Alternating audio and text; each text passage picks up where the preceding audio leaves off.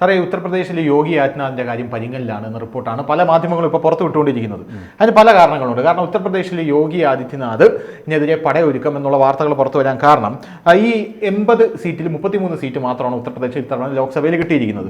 അപ്പോൾ യോഗി ആദിത്യനാഥ് 80 സീറ്റും കിട്ടുമെന്ന് പറഞ്ഞു. പക്ഷേ BJPക്ക് ഇവിടെ 33 സീറ്റേ കിട്ടിയുള്ളൂ. അതുകൊണ്ടാണ് നരേന്ദ്രമോദിക്ക് ഇത്തവണ BJPക്ക് UPയിൽ അടിപതറിയത് കൊണ്ടാണ് നരേന്ദ്രമോദിക്ക് ഇത്തവണ അല്ലെങ്കിൽ BJPക്ക് ഇത്തവണ കേവല ഭൂരിപക്ഷം തയ്ക്കാൻ പറ്റാത്തത് എന്ന് പറയുന്നുണ്ട്. ഒന്നാമത്തെ കാര്യം.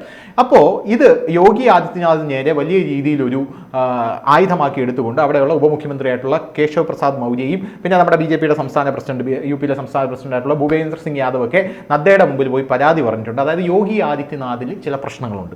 യോഗി ആദിത്യനാഥിനെതിരെ ഇവരെല്ലാം പടയൊരുക്കം നടത്തുകയാണ്.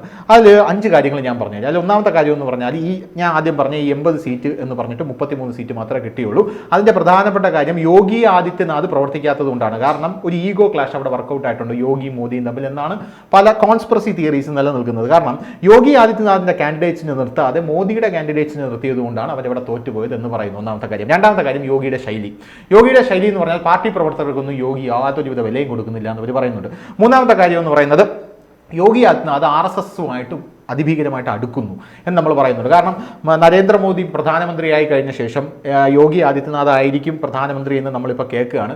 യോഗി ആദിത്യനാഥ് പ്രധാനമന്ത്രിയാകുന്നത് നമ്മൾ ഈ ഇടയ്ക്ക് കേട്ടാണ്. അതിനിപ്പോൾ നമ്മൾ അമിത്ഷാ ആയിരിക്കും എന്നാണ്. അമിത്ഷായെ കവച്ചു വെച്ചുകൊണ്ട് യോഗി ആദിത്യനാഥ് കയറി വരുമെന്ന് നമ്മൾ കേട്ടു. അതൊരു വിഷയമാണ്. അതിൻ്റെ അടുത്ത പ്രശ്നം എന്ന് പറഞ്ഞാൽ യോഗി ആദിത്യനാഥ് ഇപ്പോൾ 10 ഉപതെരഞ്ഞെടുപ്പ് വരാൻ പോകുന്നുണ്ട്. 10 നിയമസഭാ മണ്ഡലങ്ങളിൽ അവിടെ. അപ്പോൾ ഇപ്പം നടന്ന ഉപതെരഞ്ഞെടുപ്പിൽ BJP അടപടലം തോക്കുന്ന ഒരു സാഹചര്യം ഉണ്ടായിട്ടുണ്ട്. അപ്പോൾ ഇനിയും തോറ്റു കഴിഞ്ഞാൽ അത് വലിയ വിഷയമാകും. യോഗി ആദിത്യനാഥാണ് ഇപ്പോൾ UP ഭരിക്കുന്നത്. അപ്പോൾ യോഗി ആദിത്യനാഥിനെ ആ സ്ഥാനത്ത് നിന്നും മാറ്റാനുള്ളൊരു നീക്കത്തിൻ്റെ പുറമെയാണ് ഇത്തരത്തിലുള്ള കാര്യങ്ങൾ അവിടെ വലിയ ഭീകരമായിട്ട് നടക്കുന്നത്. ഇതിൽ ഏറ്റവും ഭീകരമായിട്ടുള്ളത് നമ്മുടെ മുഖ്യമന്ത്രി പിണറായി വിജയനെ പോലെ തന്നെ യോഗി ആദിത്യനാഥിൻ്റെ ശൈലി ഒരു പ്രശ്നമാണെന്ന് പറയുന്നുണ്ട്. എന്ത് തോന്നുന്നു ഈ കാര്യത്തിൽ? അല്ല, ഇതൊരു വലിയൊരു ഇൻഫൈറ്റിൻ്റെ ഭാഗമാണ് എന്നാണ് എനിക്ക് തോന്നുന്നത്. അതെ. കാരണം എന്ന് വെച്ചാൽ അമിത്ഷാ ആണ് നരേന്ദ്രമോദിക്ക് ശേഷം കുറച്ചു കാലമെങ്കിലും പ്രധാനമന്ത്രിയായിരിക്കുക എന്നാണ് വിവരമാണ് നമുക്ക് കിട്ടിയിരുന്നത്. അതിൻ്റെ ഇടയ്ക്കാണ് അമിത്ഷായുടെ പോക്ക് RSSന് ചില സന്ദേഹങ്ങൾ ഉണ്ടാകുന്നത്. കാരണം മോഡിയെ പോലെയല്ല അമിത്ഷാനെ കാണുന്നത്. അപ്പം ഇതിൻ്റെ ഒരു ഇമ്പാക്റ്റ് കഴിഞ്ഞ ലോക്സഭാ ഇലക്ഷൻ ഉണ്ടായിരുന്നു. അവിടെ അല്ലാതെ മറ്റവന്മാർ മൊത്തം പോയി വോട്ട് ചെയ്തിട്ടൊന്നുമല്ല. നിങ്ങൾ ആ തോറ്റ സ്ഥലങ്ങൾ മൊത്തം നോക്കിയാൽ മതി. ഹിന്ദു സവർണ വോട്ടുകളിൽ പോൾ ചെയ്യപ്പെട്ടില്ല. ഈ ഹിന്ദു സവർണ വോട്ടുകളെ സ്വാധീനിക്കാൻ പറ്റുന്ന RSS ആണ്. അത് മുമ്പും അവിടെ ഉണ്ടായിരുന്നു. ഈ പറയുന്ന അതിനുശേഷം മോഡി ഇമ്പാക്റ്റ് കൊണ്ട് വന്ന വോട്ടുകൾ പോൾ ചെയ്യപ്പെട്ടിട്ടുണ്ട്. പക്ഷേ RSSൻ്റെ കുറവ് വോട്ടുണ്ട്. അതാണ് പല സ്ഥലത്തും പോൾ ചെയ്യപ്പെട്ടത്. ഞാനിപ്പോൾ ഇടയ്ക്ക് ഇവിടെ നമ്മൾ ഉത്തരേന്ത്യൻ ബുക്കുകൾ ഡിസ്ട്രിബ്യൂട്ട് ചെയ്യുന്ന പല ആളുകളും ആഗ്ര ആ സൈഡിൽ നിന്നൊക്കെ വരുന്ന ആളുകളാണ്. അപ്പോൾ ഇവർ പലരും സവർണ ഹിന്ദുക്കളും RSSകാരുമാണ്. അപ്പോൾ ഇവരോട് ഞാൻ സംസാരിച്ചു. പിന്നെ പല പൊളിറ്റിക്കൽ അനലിസ്റ്റുകളും ഈ കാര്യം പറഞ്ഞിരുന്നു. അപ്പോൾ സവർണ വോട്ടുകൾ അവിടെ പോൾ ചെയ്യപ്പെട്ടു. അപ്പോൾ അതിന് കാരണം എന്താണ്? അതെന്ന് വെച്ചാൽ ഈ തവണ ഒരു 300 സീറ്റിൻ്റെ അടുത്ത് കിട്ടിക്കഴിഞ്ഞാൽ അടുത്ത അമിത്ഷാ ആവും അടുത്ത പ്രധാനമന്ത്രി. അമിത്ഷാ പ്രധാനമന്ത്രിയായി കാണാൻ RSS കാണുന്നത് അമിത്ഷാ കുറച്ചുകൂടി ഒരു ഡിക്റ്ററ്റോറിയൽ ടെൻഡൻസീസ് ഉള്ള ഒരാളാണ്. വളരെ ഡോമിനേറ്റിംഗ് ആയിട്ടുള്ള ഒരാളാണ്. മാത്രമല്ല ഇത്തവണ അത്ര സീറ്റ് കിട്ടി അത് BJPയുടെ വിജയം. അതാണ് നന്ദ ആദ്യമേ പറഞ്ഞത്. ഞങ്ങൾക്ക് ഇനി RSSൻ്റെ ഒരു സഹായം ആവശ്യമില്ല, അത് ചോദിച്ചിട്ടില്ല എന്നാണ് പിന്നെ RSSൻ്റെ ഐഡിയോളോഗായ രത്തൻ ഷാർദ ഓർഗനൈസറിൽ എഴുതിയിട്ടുള്ളത്. അപ്പോൾ ഇത് RSSനെ സംബന്ധിച്ചിടത്തോളം അവരെ സംബന്ധിച്ചിടത്തോളം ഭരണം അവർക്കൊരു പ്രശ്നമല്ല. ആരെ വെച്ചും കാര്യം നടത്താൻ RSSന് അറിയാം. ഭരണം അവരുടെ ലക്ഷ്യമേ അല്ല. പിന്നെ നിങ്ങൾ അവരെ ഇല്ലാതാക്കാനും ഭീകര സംഘടനക്കാക്കാൻ പുറപ്പെട്ട അവരെ പഴയ പ്രചാരകനെ കൊണ്ടുവച്ച് പ്രധാനമന്ത്രി സ്ഥാനാർത്ഥിയാക്കി നിർത്തി ഭരണം പിടിക്കും. അത്രയേ ഉള്ളൂ. RSSനെ സംബന്ധിച്ച് ഒരു സംസ്കൃതി ഉണ്ടാക്കിയെടുക്കുക എന്നുള്ളതാണ്. അപ്പോൾ RSSനെ ശരിയായ മനസ്സിലാക്കിയവർക്ക് അത് മനസ്സിലാവും. അല്ലാത്തവർ പറയാന്ന് വെച്ചാൽ ഇത് ആഭ്യന്തര ശത്രുക്കൾ എന്ന് പറഞ്ഞ് ന്യൂനപക്ഷങ്ങളെയൊക്കെ ഓടിക്കുക അങ്ങനെയുള്ള സംഭവമാണ്. അത് ഒരു പ്രത്യേക കോണ്ടക്സ്റ്റ് നമ്മൾ പലവണ്ണം എക്സ്പ്ലെയിൻ ചെയ്തുകൊണ്ട് ഞാൻ പറയുന്നില്ല. അപ്പോൾ ഈ സംസ്കൃതി ഉണ്ടാക്കുന്ന നിങ്ങളുടെ ഏകാധിപത്യം വലിയൊരു പ്രശ്നമാണ്. അപ്പോൾ ലോകത്ത് നടന്ന വലിയ ഏകാധിപത്യ പ്രസ്ഥാനങ്ങൾ ആയിരുന്നു ഫാസിസം, നാസിസം. അതിൽ ഫാസിസ്റ്റ് ക്യാമ്പുകളിൽ പോയിട്ട് ഇന്ത്യ ഐക്യവേദിയല്ല, ഹിന്ദു മഹാസഭയുടെ നേതാവായ മുഞ്ഞ് അവിടെ പോയിട്ട് ഇതിൻ്റെ രീതികൾ പഠിച്ചായിരുന്നു. അദ്ദേഹം ഡോക്ടർ ജെക്കാരി നല്ല ബന്ധമുള്ള ആളാണ്. അപ്പോൾ അന്ന് ഫാസിസ്റ്റ് സംഘടനയുടെ സംഘടനാ സെറ്റപ്പ് RSSൻ്റെ രൂപീകരണത്തിൽ സ്വാധീനിച്ചിട്ടുണ്ടെന്ന് കരുതപ്പെടുന്നത്. ശത്രുക്കൾ പറയാം അത് മാത്രമല്ല മൊത്തം ആശയം അവിടെ നിന്ന് എടുത്തുകൊണ്ടെന്നാണ് ശത്രുക്കളെ കൊന്നുകളയുന്നത്. അങ്ങനെയല്ലത്. അവർക്ക് പറ്റിയ വീഴ്ചകൾ, അവർക്ക് എന്താണ് തെറ്റുകൾ എന്താണെന്ന് മനസ്സിലാക്കി ആ തെറ്റുകൾ ഒഴിവാക്കിക്കൊണ്ട് അതിൻ്റെ സംഘടനാ സംവിധാനം നല്ല ഫാസിസ്റ്റുകളുടെ നല്ല സംഘടനാ സംവിധാനമാണ്. അതിനാണ് CPMൻ്റെ സംഘടനാ സംവിധാനം. അതെല്ലാം ഒരേ തരത്തിലുള്ള സംഘടനാ സംവിധാനം, കേഡർ സിസ്റ്റം എന്ന് വെച്ചാൽ റോമൻ കത്തോലിക്ക സഭയാണ് ഇതിൻ്റെ ബേസ്. റോമൻ ആർമിയാണ് ബേസ്. അതിനുശേഷം റോമൻ കത്തോലിക്ക സഭയാണ് ബേസ്. അതിനുശേഷം കമ്മ്യൂണിസമാണ് ബേസ്. കമ്മ്യൂണിസത്തിൽ നിന്നാണ് അതിൻ്റെ അതേ എക്സ്റ്റേണാണ് ഫാസിസം. ഈ കേഡർ സംവിധാനം അത് RSS അവിടെ നിന്ന് എടുത്താണ്. അത് പക്ഷേ അവർ കാണിച്ച തോന്നിയാസങ്ങൾ കാണിക്കാൻ RSS തയ്യാറായിട്ടില്ല. അപ്പോൾ അവരെ സംബന്ധിച്ച് ഒരു സംസ്കാര രൂപീകരണത്തിലൂടെ ഒരു ഗ്ലോറിയസ് ആയിട്ടുള്ള ഒരു ഇന്ത്യ കെട്ടിപ്പടുക്കുക എന്നുള്ളതാണ് അവരുടെ ലക്ഷ്യം. ആ പാത്തിലേക്ക് ഏകാധിപത്യം പോകണം എന്നുള്ള ഒരു ഭരണാധികാരി നെഗറ്റീവായിട്ട് കൊണ്ടുപോകും. മാത്രമല്ല RSSന്റെ കൺട്രോൾ പോയി കഴിഞ്ഞാൽ ചിലപ്പോൾ ഫാസിസത്തിലേക്കും പോകും. അങ്ങനെയുള്ള ടെൻഡൻസീസ് വന്നു. ഞാനിലേക്കെല്ലാം വന്നു. മോഡിക്ക ഗ്യാരണ്ടി, മോഡിക്ക പരിവാർ, ആ രീതിയിൽ കാര്യങ്ങൾ വന്നു. അത് RSSന് പിടിക്കില്ല. RSS പിടിക്കില്ലെന്നല്ല, RSSന്റെ ഐഡിയോളജി നിരക്കുന്നതല്ല. അന്ന് ചവിട്ടിയതാണ്. ആ ചവിട്ടാൻ വേണ്ടി ഉപയോഗിച്ച 2 പ്രധാന സ്ഥലങ്ങൾ, ഒന്ന് UP ആണ്, ഏറ്റവും കൂടുതൽ സീറ്റുള്ളത്. അവിടെ യോഗിയാണ്. യോഗി എന്ന് വെച്ചാൽ ഇവരെല്ലാം ഇൻഡിപെൻഡൻ്റ് ആയിട്ടുള്ള ഒരാളാണ്. അപ്പോൾ RSS ലൈനിൽ വന്ന ആളല്ല. പക്ഷേ RSS ആരെക്കാളും വലിയ RSS തന്നെയാണ്. അങ്ങനെ ഇത് നമ്മൾ പറയുകയല്ലേ, പിന്നെ RSSന്റെ വാപ്പയാണ് മൂപ്പര്. ആ ഒരു ചിട്ടയിൽ വന്ന ആളാണ്. വേറെ ഒന്ന്, സംഘത്തിന് നല്ല സ്വാധീനമുള്ള, പണ്ടേ നല്ല സ്വാധീനമുള്ള ഈ മഹാരാഷ്ട്രയാണ്. ഇവിടെ 2 സ്ഥലത്താണ് സീറ്റ് കുറഞ്ഞിരിക്കുന്നത്. അതൊരു കൃത്യമായ ഇൻഡിക്കേറ്ററാണ്. അപ്പോൾ അത് കഴിഞ്ഞിട്ട് അപ്പം ഇതിൽ പറയുന്ന ഒരു കാര്യം വെച്ചാൽ ഈ യോഗി തമ്മിലൊരു എതിരായിപ്പോൾ ഉണ്ടാവാൻ കാരണം യോഗി അങ്ങനെ പൂർണ്ണമായി ആരെയും കേൾക്കുന്ന ഒരാളല്ല. യോഗി പഴയ RSSകാരനല്ലെങ്കിൽ പോലും ഇപ്പം പൂർണ്ണമായിട്ട് RSSന്റെ ഭാഗമായിട്ടാണ് അദ്ദേഹം പ്രവർത്തിക്കുന്നത്. അപ്പോൾ RSS അദ്ദേഹം കൂടുതൽ യോഗി കൂടുതൽ അടുക്കുന്നു, അത് വലിയൊരു ഈഗോ കേന്ദ്രമായിട്ട് അപ്പത്തുണ്ടാക്കുന്നുണ്ടെന്ന് എനിക്ക് തോന്നുന്നു. അപ്പം RSS മനസ്സിൽ പല കാര്യങ്ങളും സത്യത്തിൽ മോഡിയെക്കാട്ടി UP നടപ്പിലാക്കി ഇങ്ങനെയാണ്. കാരണം ഈ ഗുണ്ടകളെ വെടിവെച്ച് കൊല്ലുക എന്നുള്ളത്, അത് അവിടെ പോയാൽ നിങ്ങൾക്ക് അതിൻ്റെ കാര്യം മനസ്സിലാവും. അത് മുസ്ലിം ഗുണ്ടകളെ മാത്രമല്ല, എല്ലാ ജാതിപ്പെട്ടെ. അതുകൊണ്ട് ഇപ്പം ഗുണ്ടകളധികം OBC, ഡാക്കു, ഈ സാക്കു എന്ന് വെച്ചാൽ ഇയാളെ സമുദായം തന്നെ. ആ സമുദായത്തിൽപ്പെട്ട ഒരു തന്നെ ആദ്യം വെടിവെച്ച് വന്നത്, ഒരു പൂജാരിയോ. വികാസ് ദുബായൊക്കെ ബ്രാഹ്മണ സമുദായത്തിൽപ്പെട്ട ഒരു ജാതിമാൻ നോക്കാതെ വെടിവെച്ച് വന്നില്ല. നിങ്ങൾ ഒരു സൈഡ് മാത്രമേ കേട്ടിട്ടുള്ളൂ. അപ്പം ഇങ്ങനെ സംഘത്തിൻ്റെ താല്പര്യപ്രകാരമാണ് ഈ പറയുന്ന പോലെ അവിടെ സീറ്റുകളുടെ എണ്ണം കുറഞ്ഞത്. അപ്പോൾ അത് സ്വാഭാവികമായിട്ടും എന്തുണ്ടാവും, ഇപ്പോഴത്തെ ഒരു ഇൻഫൈറ്റ് ഉണ്ടാക്കും.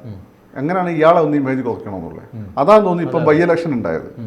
അപ്പോൾ ഇങ്ങനെ ഒരു പ്രശ്നം, ഇങ്ങനെ ഈ ധീരന്മാരായ പോരാളികൾ ചതിപ്രയോഗത്തിലൂടെ തോൽപ്പിക്കപ്പെടുമ്പോൾ ഒരു ശോഭനമായ ഒരു ഭാവിയാണ് പലപ്പോഴും ഒരു രാജ്യത്തിന് ഇല്ലാതായി പോകുന്നത്.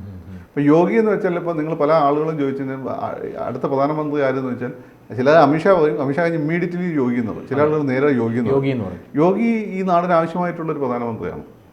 അപ്പം നിങ്ങൾ ഈ യോഗി ഈ പറയുന്ന മുസ്ലിം വിരുദ്ധല്ല. അങ്ങനെ ഇപ്പോൾ UP മുസ്ലിങ്ങളുണ്ടല്ലോ, അവർക്ക് എന്താ പ്രശ്നം? ഈ പറയുന്ന പശുവിനെ കൊല്ലുന്നവനും, പശുവിനെ കൊല്ലാൻ നമുക്ക് വലിയ തോന്നുന്നില്ല. നമ്മൾ പശുവിനെ കൊല്ലണം, നമുക്ക് ആടിനെ അർത്താലും മതി, പോത്തിനെ അർത്താൽ മതി.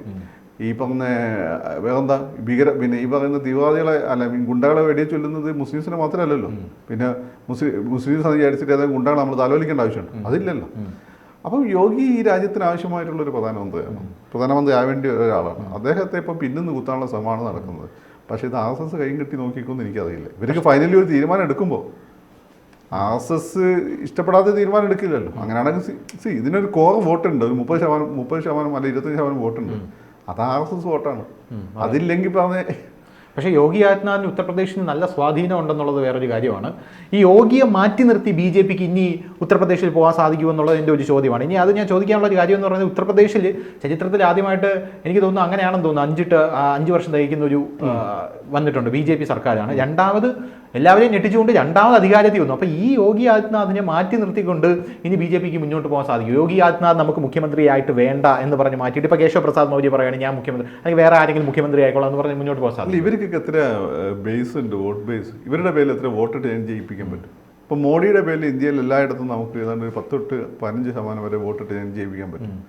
UP അങ്ങയുടെ പേരിൽ ഒരു 10-15% വരെ വോട്ട് ചേഞ്ച് ചെയ്യിപ്പിക്കാൻ പറ്റും. പക്ഷേ അങ്ങനെ ഈ മൗര്യക്കുണ്ടോ? ഇങ്ങനെയാണ് ഈ ജനനായകന്മാർ ഒരു ദിവസം കൊണ്ട് നിങ്ങൾക്ക് ഉണ്ടാക്കിയെടുക്കാൻ പറ്റും. ഏറ്റവും ചുരുങ്ങിയ 10 വർഷം എടുക്കും. എന്നാൽ മോഡി കൾട്ട് ഉണ്ടാക്കാൻ 10 വർഷം എടുത്തിട്ടുണ്ട്. അപ്പോൾ യോഗി ഓൾറെഡി ഉണ്ടായി വന്നൊരു കൾട്ടാണ്. അപ്പോൾ ആരും നിങ്ങൾക്ക് കൊണ്ടുവരാനുള്ളതാണ്.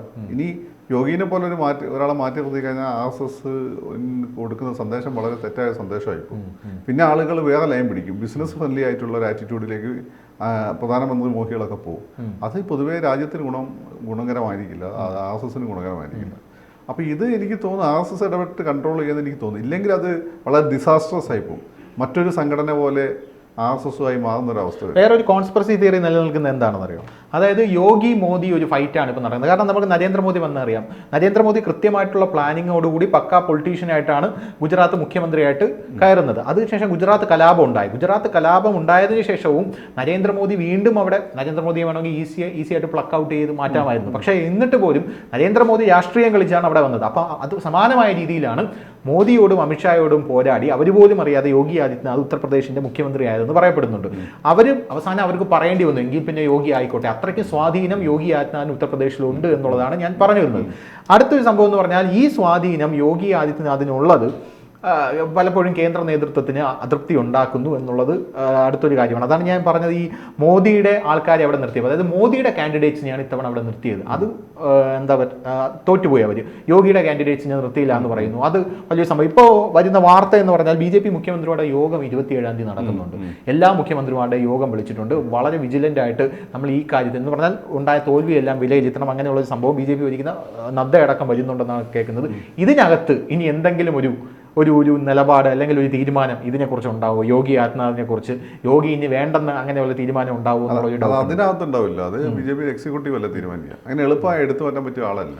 ഉപതെരഞ്ഞെടുപ്പ് കൂടെ വരുന്നുണ്ട് കേട്ടോ. ഈ ഉപതെരഞ്ഞെടുപ്പിൽ യോഗി ആദിത്യനാഥ് ഒന്ന് ഇറങ്ങി ഉപതെരഞ്ഞെടുപ്പിൽ ഒന്ന് കസറി കഴിഞ്ഞാൽ യോഗിക്ക് വീണ്ടും ആ ശക്തി തിരിച്ചു പിടിക്കാമെന്നുള്ളൊരു സാഹചര്യമുണ്ട്. കാരണം ഉപതെരഞ്ഞെടുപ്പിൽ യോഗി ആ 10 സീറ്റുകളിൽ വരുന്നുണ്ട്. അതിലൊരു 9 or 6 പിടിച്ചാലും മതി, യോഗി ആദിത്യനാഥ് വേറെ ലെവലിലോട്ട് പോകുന്നുള്ള കാര്യത്തിൽ തർക്കമില്ല. പക്ഷേ അങ്ങനെ യോഗി ആദിത്യനാഥ് വേറെ ലെവലിലോട്ട് പോകുന്നത് പല ആൾക്കാർക്കും ഇഷ്ടമില്ല. പക്ഷേ യോഗി അങ്ങനെ പിടിച്ചില്ലെങ്കിൽ അപ്പുറത്ത് ഇത് ഇന്ത്യ മുന്നണിയുടെ വിജയമാണെന്ന് പറഞ്ഞ് രാഹുൽ ഗാന്ധി ഒരു സ്ഥലത്ത് ശക്തിപ്പെട്ടുകൊണ്ടിരിക്കുകയാണ്. മാധ്യമങ്ങൾ അങ്ങനെ നെറേറ്റീവ് കൊടുത്തുകൊണ്ടിരിക്കുകയാണ്. ശക്തിപ്പെടെ എത്രയെന്നൊക്കെ നമുക്ക് കണ്ടറിയാം. അതായത് രാഹുൽ ഗാന്ധി ഒരു നേതാവെന്ന രീതിയിൽ കൂടുതൽ നന്നായി, പേഴ്സണലി നന്നായിട്ടുണ്ട്.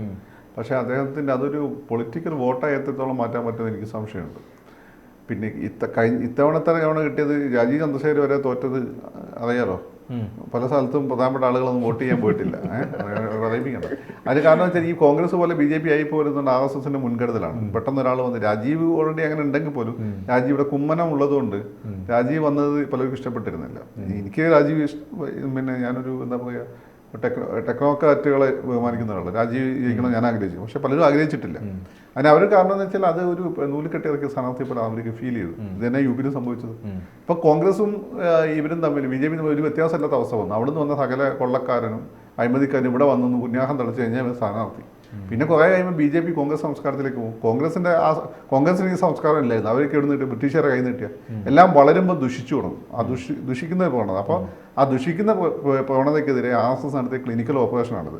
അപ്പോൾ യോഗിയെ അങ്ങനെ എളുപ്പം മാറ്റാൻ പറ്റുമെന്ന് എനിക്ക് തോന്നുന്നില്ല. അപ്പം മൗര്യനെ പോലെ നല്ല യോഗി, അല്ല ശിവരാജ് സിംഗ് ചൗഹാനെ പോലെ അല്ല. ശിവരാജ് സിംഗ് ചൗഹാൻ വളരെ പോപ്പുലറായിരുന്നു, പക്ഷേ അയാൾക്ക് സ്വന്തമായ സിസ്റ്റം ഉണ്ടായിരുന്നില്ല. ഇങ്ങനെയൊക്കെ UP സ്വന്തമായ സൈന്യമുണ്ട്, സിസ്റ്റമുണ്ട്. മാത്രമല്ല ഇങ്ങനെ പൂർണ്ണമായ RSSന് കീഴ്പ്പെട്ടാണ് കാര്യം. പുള്ളിക്കാരൻ കഴിഞ്ഞ വർഷം പുള്ളിയുടെ ആ പഴയ സെറ്റപ്പ് പുനരുജ്ജീവിപ്പിച്ചെടുത്തിട്ടുണ്ട്. ഇങ്ങനെ ഇപ്പം മുമ്പ് ഒരിക്കലും അവിടെ ഇയാൾ ഭരിക്കുന്ന സമയത്ത് അഖിലേഷ് ഭരിക്കുമ്പം അമിത്ഷാ യാത്ര ചെയ്യുമ്പോൾ അമിത്ഷാവിനെ തടഞ്ഞു. ആ തടഞ്ഞ സമയത്ത് ഇയാളെ സൈന്യം വന്നാണ് രക്ഷപ്പെടുത്തിയത്. അന്നോട്ടാണ് അമിത്ഷാക്ക് ഇയാളെ ഇഷ്ടപ്പെട്ടു. അങ്ങനെയാണ് ഇയാളെ പ്രധാനമന്ത്രിയാക്കി, അല്ല മുഖ്യമന്ത്രിയാക്കി. ഇയാൾ മുഖ്യമന്ത്രിയായി ഇയാൾ കണ്ടുപിടുത്തക്കാരനായി, ഇയാൾ കൊളാക്കുമെന്നായിരിക്കും അവർ വിചാരിച്ചിട്ടുണ്ടാവുക. എന്നിട്ട് കല്യാണ സിംഗിനെയും അതോ ഉമാഭാരതിനെയൊക്കെ മാറ്റാം. പക്ഷേ ഇയാൾ ആരാ പോയി? ഇയാൾ മോഡിനെക്കാട്ടും വലിയ പെർഫോമൻസ് അവിടെ കാഴ്ചവെച്ചു. കാരണം ഗുജറാത്ത് ഓൾറെഡി ഡെവലപ്ഡ് ആയിട്ടുള്ള സ്റ്റേറ്റാണ്.